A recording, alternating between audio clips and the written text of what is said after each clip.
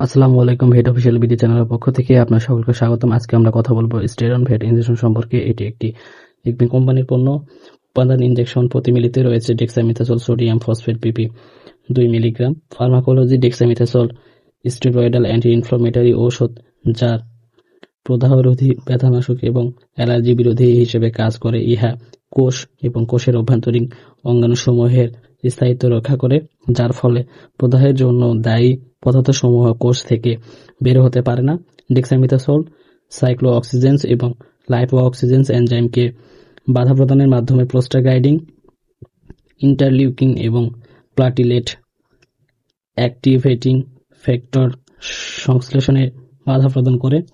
নির্দেশনা: ডেক্সামিথাসোল প্রদাহজনক রোগ যেমন ওলান প্রদাহ, এন্ডোমেট্রাইটিস, আর্থ্রাইটিস ইত্যাদি, বিপাকীয় রোগ যেমন কিটোসিস, শক, প্রসবকালীন স্নায়ুতন্ত্রের অস্বাভাবিকতা, সহযোগী চিকিৎসা, ব্লাড ক্যালসিয়াম মাত্রা হ্রাস এবং ক্যান্সারের চিকিৎসায় অধিক কার্যকর। প্রয়োগমাত্রা ও প্রয়োগবিধি: শুধুমাত্র মাংসপেশি ও শিরাপথে প্রয়োগের জন্য ইনজেকশন।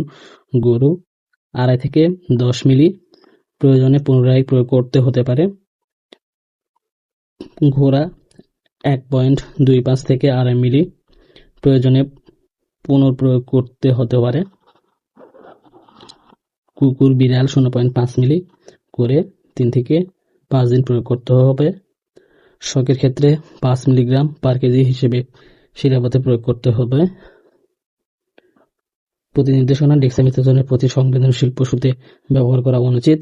সাবধানতা ও সতর্কতা: কর্টিকোস্টেরয়েড দ্বারা চিকিৎসাকৃত পশুদের নিবিড় পর্যবেক্ষণে রাখা উচিত, কারণ কর্টিকোস্টেরয়েড প্রদাহরোধী কাজের কারণে সংক্রমণের লক্ষণসমূহ দৃশ্যমান না হতে পারে।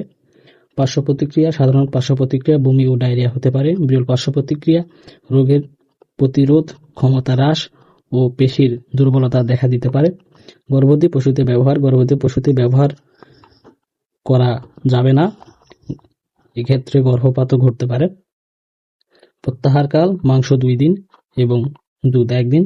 সংরক্ষণ: আলো থেকে দূরে 30 ডিগ্রি সেলসিয়াস তাপমাত্রার নিচে সংরক্ষণ করুন এবং সকল ওষুধ শিশুদের নাগালের বাইরে রাখুন।